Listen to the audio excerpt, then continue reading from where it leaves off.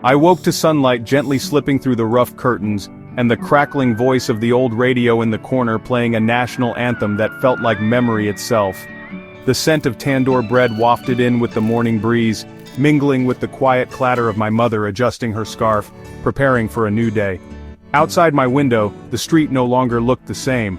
Workers were repainting the curbs in bright colors, a burst of vibrancy against the muted backdrop of our city.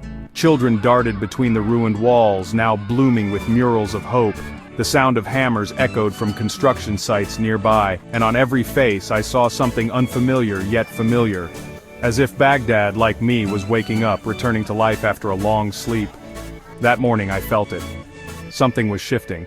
Iraq was rebuilding itself. In the heart of the city, new buildings rose where old ones had crumbled. Streets once filled with dust and debris now thrummed with the energy of renewal. The markets buzzed with the voices of sellers and buyers, a symphony of life resuming its pace.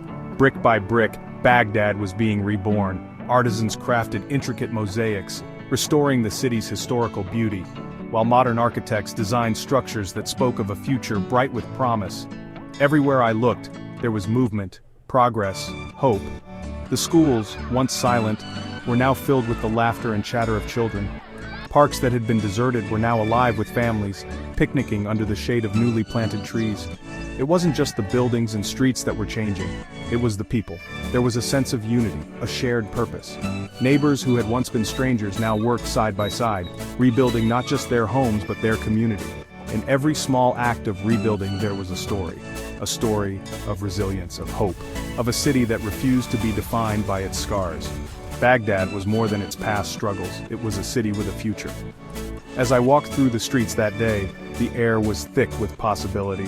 The scent of fresh paint, the sound of laughter, the sight of new life sprouting from the old, it all told me one thing. This was more than just reconstruction, it was a rebirth, a new dawn for Baghdad. And in that moment I knew, Iraq was not just rebuilding its cities, it was rebuilding its soul.